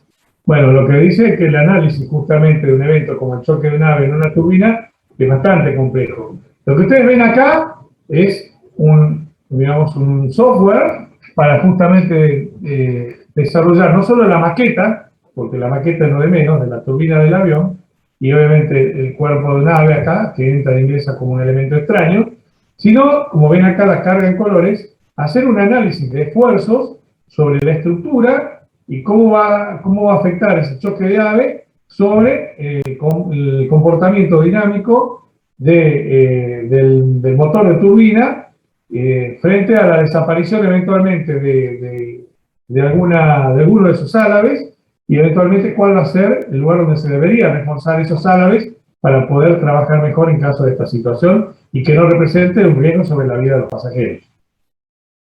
They involve these three stages. One, pre-stress analysis. This is done in order to capture the residual stresses and deformation of fan blades due to high rotational velocities. Bueno, dice que el análisis va a constar de 3 etapas. La primera etapa se va a hacer un análisis de las tensiones y deformación que va a tener, digamos, la parte inicial de la turbina. Two, the bird stroke and or fan blade out analysis. La segunda es la parte, digamos, donde se hace el análisis de... Rotational velocities. Un segundito. Two, the bird stroke and or fan blade out analysis. Bueno, justamente el tema del encuentro con el ave y la salida de la turbina, del árabe, se rompe, digamos, y cómo hay una transición en esa situación donde tenía una carga dinámica previa, bajo una condición normal de operación, y se produce inicialmente el corte del árabe, obviamente el ingreso de un elemento extraño como es el cuerpo de un ave, y cómo va a afectar eso en la carga dinámica del motor. This is a transient dynamic simulation of the bird stroke or the fan blade out analysis or both. A typical fan blade out engine model can easily exceed 3 to 4 million finite elements. Bueno, esto se hace, como ustedes lo ven ahí, con un método que se llama método de análisis por elementos finitos. ¿Lo escucharon hablar? ¿Conocen? No, profe, nunca lo había escuchado. ¿No? ¿Alguien dibuja en AutoCAD 3D? ¿O dibuja en Inventor o en SolidWorks? En 3D. ¿Viste cuando generas una malla? Mesh. No, eso estás hablando de sólidos. A ver, vamos a hablar de manera general y ya para todos los software de diseño. Ustedes deberían empezar a chusmear y curiosear, porque digo, les va a tocar a alguno a lo mejor trabajar haciendo desarrollo, manejando estas cosas. Además, digamos, en muchas industrias es muy apreciado esto porque, si bien acá no hacemos grandes desarrollos, no digo a nivel país, pero en algunas industrias o nichos específicos sí. El método de análisis por elementos finitos es un método matemático analítico que permite tener un cuerpo sólido descompuesto en tantos elementos constitutivos como uno desee. Esos elementos constitutivos se llaman justamente elementos finitos y son como si fueran ladrillos de un Lego, o sea, como si fuera un Raspi o Lego que uno va armando y cada uno de esos forma parte de ese sólido que estoy analizando. Entonces, uno tiene ecuaciones, hay un método matemático que se demuestra que bajo situaciones de carga, uno puede poner esas cargas expresadas en ecuaciones matemáticas a través de este método de elementos finitos y lograr, de alguna manera, representar aquellos estadios o puntos de mayor carga en una escala, digamos, de valores con un valor distinto o diferente al resto. Esto, complementado con la asistencia gráfica de una computadora, hace que aquellos lugares de mayor carga va a tener un color, digamos, más rojizo, de mayor presencia o indicativo de lugares que están con mayor exigencia, y aquellos que están con una carga menor, no significa que no estén cargados, significa que es una carga normal, aceptable para la aplicación, están con colores más suaves, ¿sí? Entonces, esta representación que ustedes ven es el comportamiento dinámico que tiene la turbina analizada con elementos finitos. Cuando uno hace el análisis, por eso preguntaba si alguien alguna vez había hecho, yo intenté experimentar alguna vez con una versión muy vieja de AutoCAD, una aplicación que se llamaba Mechanical Desktop, y logré hacer un gancho. Bueno, estamos hablando de hace como 10, 15 años atrás, o un poco más. Estuvo 2 días calculando la máquina para generarme la malla. ¿Por qué? Porque lo que hace es fraccionar, como ustedes fraccionan el queso en la picada, exactamente eso, en partes tan chiquitas como para permitirse un cálculo y después dar un resultado. Eso lo hace el coprocesador matemático de la máquina, que tiene que ir después, una vez que hace la resolución de todas las ecuaciones, por eso le lleva tanto tiempo calcular. En el caso de aquel momento, la potencia de cálculo es mucho menor que la actual, aclaro eso también. Digamos, una vez que resuelve las ecuaciones, tiene que representarlas gráficamente con colores distintos. Y eso es, digamos, el hecho de representar con elementos finitos. Yo había logrado hacer, como le dije en ese momento, por jugar, ¿no? Jugando con esa aplicación que en realidad era un software Mechanical Desktop, terminó siendo Inventor, ¿sí? Digamos, logré hacer después de 2 días de cálculo sin dejar la computadora todo el día haciendo el cálculo, me mostró después el mallado y pude ver en colores la carga de un gancho de tipo de malacate o de polipasto, ¿sí? Yo hice el modelo, como vos recién comentabas, a partir de órdenes, hice con extrusión, con revolución, todo, hice mi maqueta y después a la maqueta le fijé un escenario de carga y lo puse a calcular. Y lo que me dio un dibujo parecido a esto del gancho con colores. Pero llevó 2 días para que calculara. Hoy en día son mucho más rápidos los software, inclusive las ecuaciones han sido mejoradas y se tiene otra potencia de cálculo. Pero bueno, es muy interesante, digo. Está muy bueno. Ojalá a alguno de ustedes le guste y por hecho es medio. Bueno, en este caso, para hacer el cálculo, una vez que está hecho el sólido, el modelo matemático, que son los ladrillitos del queso que cortábamos en la picada, son 3 o 4 millones. De forma, por eso lleva tanto tiempo a veces también generar un modelo matemático. No estamos hablando del modelo geométrico, que es el dibujo en AutoCAD. A ese modelo geométrico después lo tengo que asociar a un modelo matemático formado justamente por ladrillitos. Y todos esos ladrillitos en este caso son 3 a 4 millones. ¿Sí? Also today, the fan blade out event can be extremely nonlinear because of the heavy wide core fan blades incorporated in the new generation of high bypass ratio jet engines. Bueno, y este análisis, ahí habla un poco de cómo hace la parte metódica, pero justamente este tipo de análisis se aplica hoy en día en todo tipo de turbinas de nueva generación. Ojo, turbinas no solamente son las de avión, también tienen turbinas de generación, como la que tenemos acá en cooperativa, ¿no? Son turbinas a gas, muy parecidas a las de avión. Hay turbinas para compresores de gas, ¿sí? Hay diferentes aplicaciones para las turbinas. Bueno, seguimos. El tercer análisis es la dinámica del rotor, justamente es un análisis implícito dentro del método que va a buscar obtener un resultado una vez que se rompió alguna parte de los álabes y cómo es la dinámica digamos, del comportamiento mecánico de esa turbina ya dañada. 3. Rotordynamics. When one or more of the fan blades are broken after the bearing path of fan blade out is performed, the fan blades are no longer axisymmetric due to the missing blades or severe. Bueno, ahí lo ven, lo está diciendo.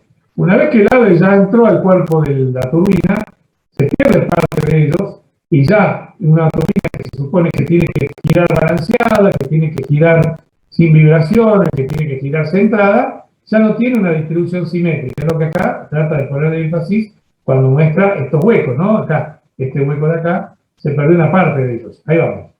Fan blade deformations. As a result, the engine experiences out of balance forces and starts spinning out of its longitudinal axis.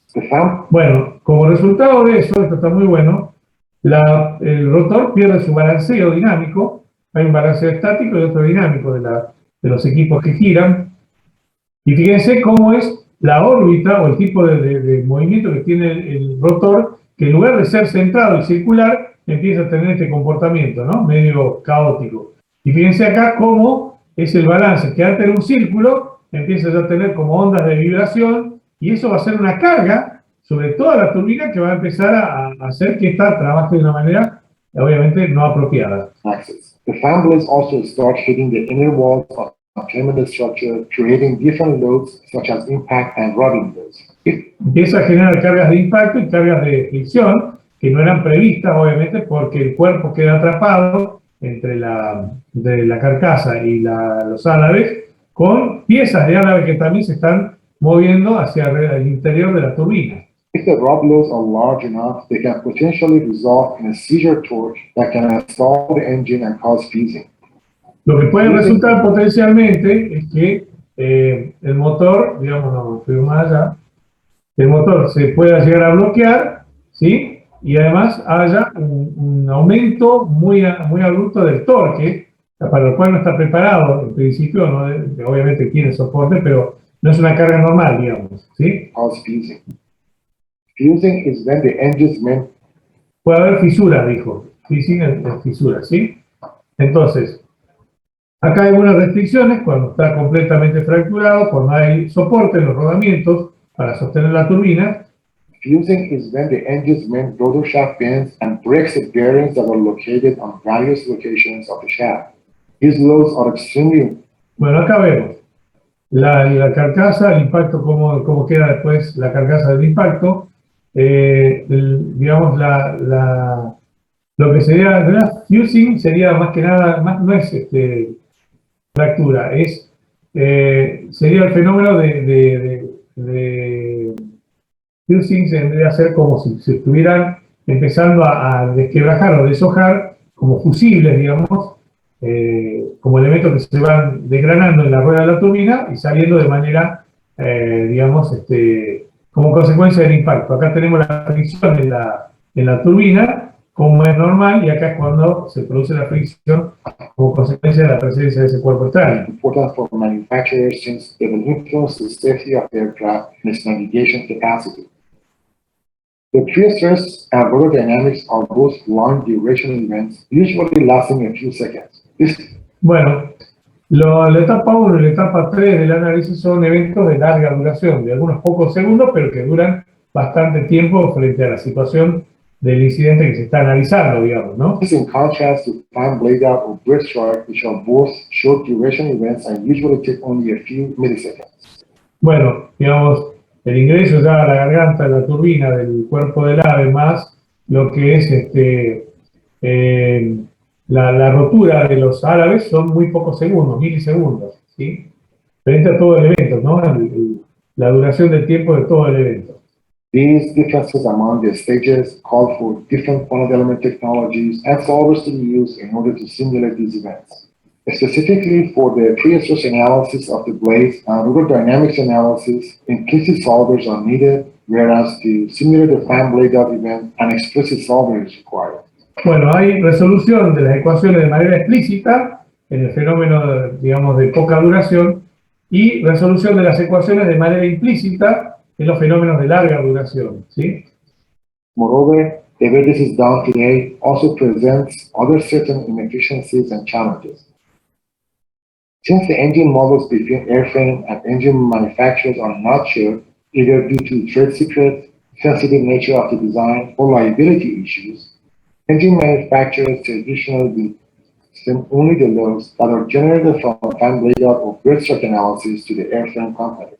Bueno, dice que para tomar información para este análisis hay muchas restricciones o dificultades que enfrentan los que hacen la investigación para la mejora o para lograr, digamos, simular este tipo de situaciones. La primera es que entre los fabricantes de la estructura del avión y los fabricantes de la turbina no comparten información por una cuestión, como dice ahí, de cosas atrás, secreto de marca, diseños naturalmente sensitivos, o sea que están a lo mejor con algo que tiene algún punto débil que no quieren que lo conozcan, o cuestiones de confiabilidad, ¿sí? Entonces no comparten info, y entonces si uno quiere modelizar e integrar ese modelo de la turbina a la estructura del avión, es como que están separadas las cuestiones. Engine manufacturers traditionally will send only the loads that are generated from fan blade out or bridge strike analysis to the airframe companies. Next, the airframe manufacturer will recreate the engine model for rotor dynamics. Bueno, los resultados de los análisis que hacen algunos tipos de empresas que hacen desarrollo de motores, la comparten de manera, digamos, retaseada a algunas empresas amigas de ellos, ¿sí? Entonces, como resultado, ustedes ven que el modelo que era armónico termina siendo un modelo más bien pixelado, con lo cual no representa la realidad del modelado, ¿sí? The rotor dynamics model is much simpler than a fan blade-out engine model and will typically consist of less than 50,000 elements compared to the 3 to 4 million elements of a fan blade-out model. Entonces, cuando se simula el comportamiento en este evento de la estructura del motor ensamblado en la estructura del avión, generalmente se hace un análisis con elementos finitos de 50.000 bloques, distinto de los 3 o 4 millones que se hacen para el análisis en un simulador de fabricante del motor. As a result, they miss out on applying the millions of impact and roblets that were generated from a bird strike or fan blade-out analysis to the right location of a much coarser mesh of the rotor dynamics model at the right time. Bueno, como resultado de esto hay una pérdida de millones de pequeños impactos y cargas de fricción que, digamos, hacen que los resultados sean totalmente distintos cuando uno simula con esta estructura. Obviamente tenés que tener una máquina, un software y conocimientos muy específicos, a algo muy genérico. Como para decirlo de alguna manera, para ser muy grotesco con la comparación, cuando uno quiere sacar una imagen y tiene, digamos, una cámara profesional, tendría el resultado de esta turbina, o de este análisis. Pero después cuando uno va con un celular, y si encima el celular es digamos, medio baratier y quiere hacer la misma captación de la imagen, el resultado es este. Por lo cual, la información entre esto y esto es muy distinta. Because of this, they end up with lower fidelity analysis results and potentially an inaccurate assessment of the fan blade-out and rotor dynamics events. Bueno, como resultado de esto hay una pérdida en la confiabilidad de los resultados del análisis, o hay una menor fidelidad en los resultados del análisis, además An inaccurate assessment of the fan blade-out and rotor dynamics. Menos definición o menos precisión a la hora de definir los resultados obtenidos. MSC software has resolved this issue by providing the ability to chain all these events in one modeling software. Bueno, lo que hace directamente es este tipo de software a integrar todo de una sola vez. Nada, lo que está mostrando es cómo es la integración a nivel de software de ingeniería, donde muchas veces el modelo pasa a un desarrollo matemático, luego un análisis de carga, y un resultado de un lado. Eso se exporta como archivo, luego pasa a otro lugar donde se tienen que validar esos resultados, y parte de esos archivos obviamente se pierden porque no tienen la misma capacidad en un lado que en otro. Es eso. And National leverages its implicit and explicit solutions. It uses its Solution 700 implicit solver for pre-stress analysis. Then it uses Solution 700 explicit solver for the fan blade-out or bird strike event. And finally, the Solution 400 for the rotor dynamics simulation. Bueno, nada, estoy destacando las ventajas del software.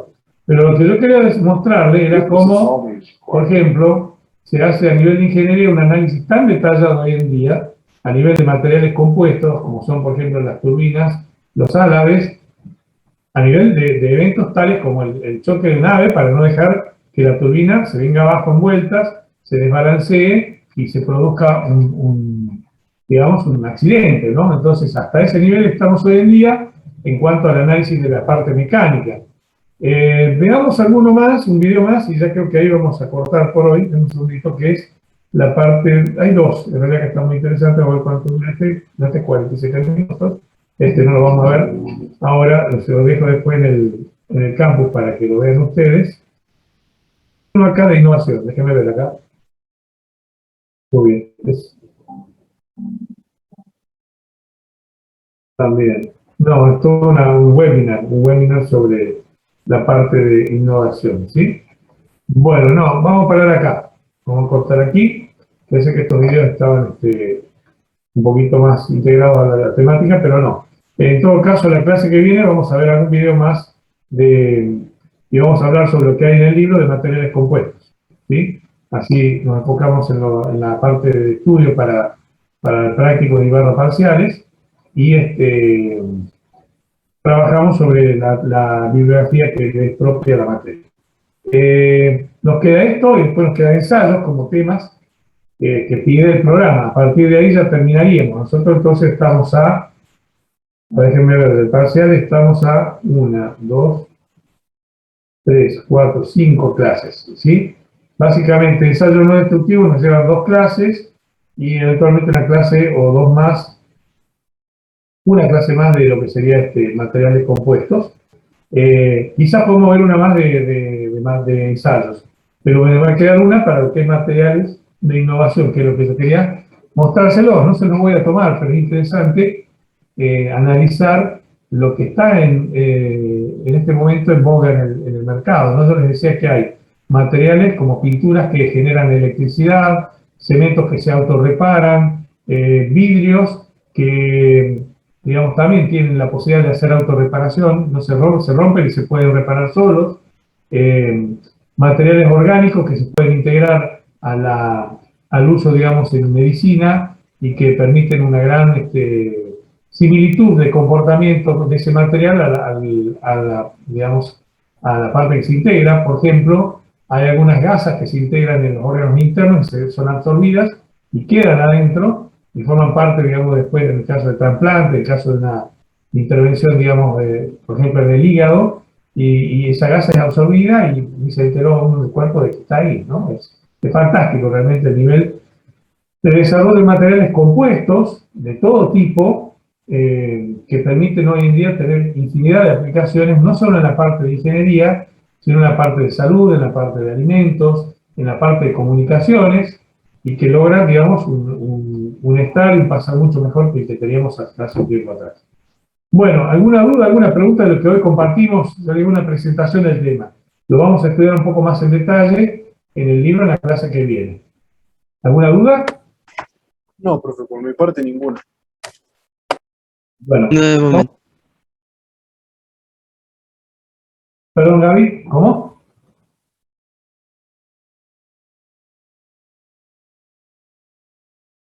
Todavía nos queda el práctico de la unidad anterior, ¿sí? Tenemos que ver los materiales poliméricos, ¿sí? Ahí vamos a ver algún práctico y después veremos en la unidad 6 si nos da el tiempo para otro. Por ahí analizo y mezclo los dos, ¿sí? Pero déjame que lo piense un poquito. Yo tengo preparado de la unidad 5. Déjame ver si le meto algo, pero en realidad, si lo vamos a hacer así, tengo que patear un poco más adelante. Ahí veo, lo veo el fin de semana. Si es así, yo la publico el 5, que sería el de polímeros. Se lo subo y bueno, empieza a correr el tiempo, lo corregimos y todo lo demás. Después vemos el otro práctico, si es que decido separarlo, que es lo más probable. ¿Sí?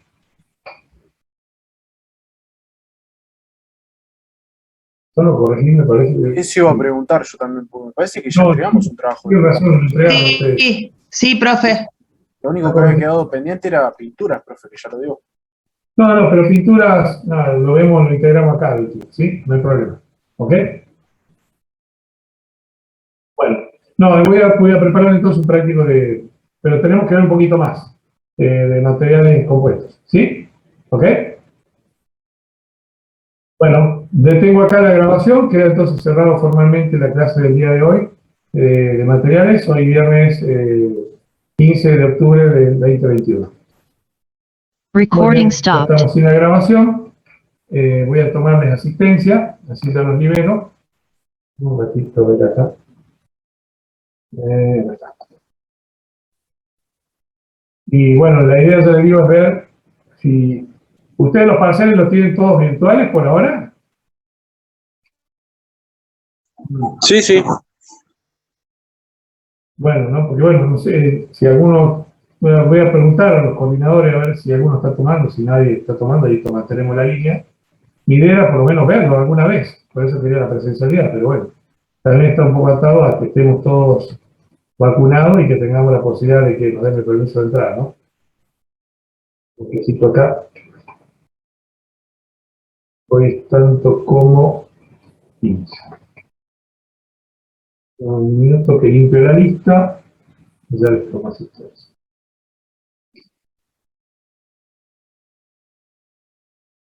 Ah,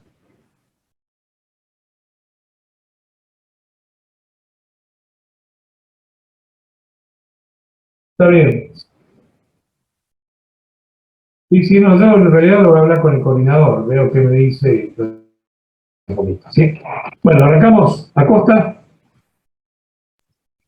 Alarcón, Alcaino, está Mauricio por ahí, me parece. Alcaíno presente.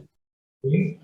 Aldave, Becerra, Alfonso, Boloña. Muy bien. Cabaña, Presente. Salchaquil, Cárcamo, Presente, profe. ¿no? Polki, Delgado, Presente. Arte, también, ¿no? Fulcini, Presente, profe. La empresa anterior a esta, estuve un rato, pero me fui porque me andaba muy mal internet, la verdad. no hay problema, listo. Gómez, González, Guerrero, Presente. Munchef,